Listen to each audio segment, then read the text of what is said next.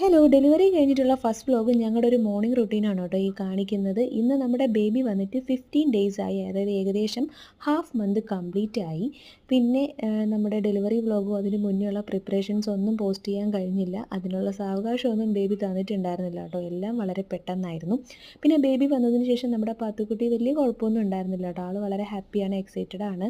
പിന്നെ ഇവർ രണ്ടുപേരും എങ്ങനെ മാനേജ് ചെയ്യുന്നുള്ളത് എനിക്ക് വളരെ കൺഫ്യൂഷനായിട്ടുള്ള കാര്യമായിരുന്നു. പക്ഷേ കുഴപ്പമുണ്ടായിരുന്നില്ല കേട്ടോ. ഞാൻ മനസ്സിലാക്കിയ ഒരു കാര്യം, കൂടുതൽ അറ്റൻഷൻ പാത്തുക്കുട്ടിയിൽ കൊടുത്ത് അവളെ കൂടുതൽ കൺസിഡർ ചെയ്ത് എല്ലാ കാര്യങ്ങളും അവളെ ഇൻവോൾവ് ചെയ്യിപ്പിച്ച് ചെയ്യുവാണെങ്കിൽ വലിയ സീനില്ലാണ്ട് പോകും.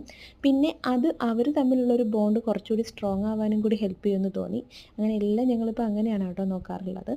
പിന്നെ രാവിലെ ഞങ്ങളുടെ മെയിൻ പരിപാടി കുറേ ടൈം വാവയായിട്ട് സ്പെൻഡ് ചെയ്യുക. അത് കഴിഞ്ഞിട്ട് ഇതുപോലെ മഴയാണ്, അതുകൊണ്ട് ക്ലോത്തൊക്കെ വാഷ് ചെയ്തിട്ടതൊന്നും ഉണങ്ങിയിട്ടില്ല. അങ്ങനെ എല്ലാം ഞാൻ അകത്തേക്ക് ഇട്ട് ഉണക്കി എടുക്കുവാണ്. ഈ ടൈം ഇതൊക്കെ വളരെ ആവശ്യമുള്ള കാര്യമല്ലേ. പിന്നെ ഇത് കഴിഞ്ഞിട്ട് ഫുഡ് കഴിക്കലാണ് പരിപാടി. രാവിലത്തെ ബ്രേക്ക്ഫാസ്റ്റ് എനിക്കും പാത്തുക്കുട്ടിക്കുള്ളതായിട്ടുണ്ട്. അങ്ങനെ ഞങ്ങളത് രണ്ടും കഴിച്ചിട്ടൊക്കെ ഇരിക്കുമ്പോഴത്തേക്കും പിന്നെ പപ്പ വന്നിട്ടുണ്ടായിരുന്നു. പിന്നെ അത് കഴിഞ്ഞാൽ പാത്തുക്കുട്ടിയും പപ്പയും കൂടി ആയിരിക്കും കുറേ ടൈം സ്പെൻഡ് ചെയ്യുക. പിന്നെ എനിക്ക് കുറച്ചുകൂടി റെസ്റ്റാണ് കേട്ടോ.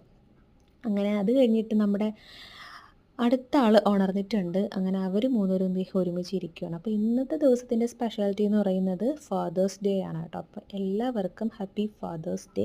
അപ്പോൾ ഞങ്ങളുടെ പപ്പ 2 പെൺകുട്ടികളുടെ അച്ഛനായിട്ടുണ്ട് കേട്ടോ.